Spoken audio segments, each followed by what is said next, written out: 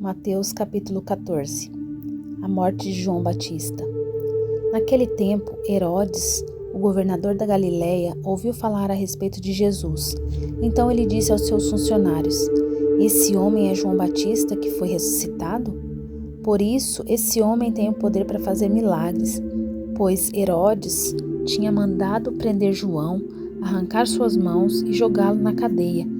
Ele havia feito isso por causa de Herodias, esposa do seu irmão Filipe, pois João Batista tinha dito muitas vezes a Herodes: pela nossa lei você é proibido de se casar com Herodias.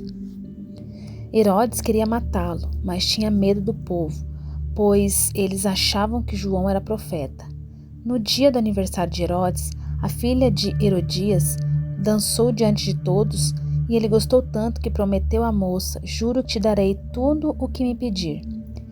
Seguindo o conselho de sua mãe, ela pediu que era a cabeça de João Batista num prato, agora mesmo. O rei Herodes ficou triste, mas por causa do juramento que havia feito na frente dos convidados, ordenou que o pedido da moça fosse atendido. Ele mandou que cortassem a cabeça de João Batista na cadeia e que trouxessem a cabeça num prato. Entregaram para a moça e ela levou para sua mãe.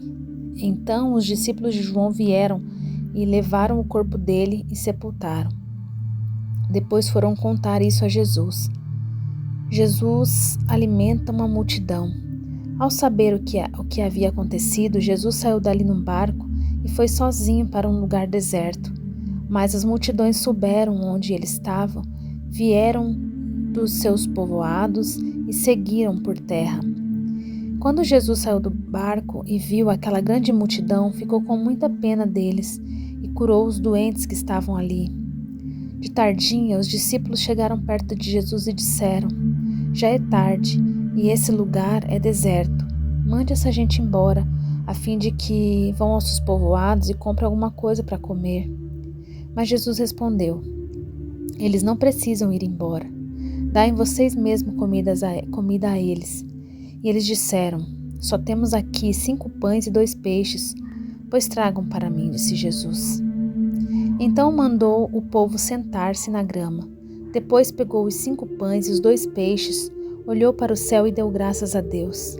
Partiu os pães, entregou-os aos discípulos, e estes distribuíram ao povo. Então todos comeram e ficaram satisfeitos. E os discípulos ainda recolheram 12 cestos cheios de pedaços de pão e peixe que sobraram.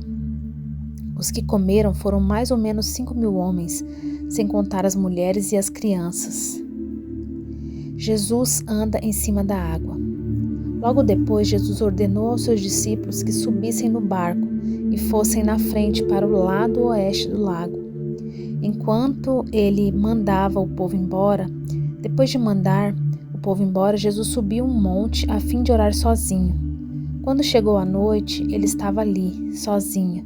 Naquele momento, o barco já estava no meio do lago e as ondas batiam com força no barco, porque o vento soprava contra ele.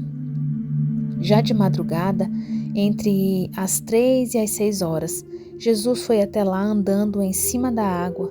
Quando os discípulos viram Jesus andando em cima da água, ficaram apavorados e exclamaram: "É um fantasma!"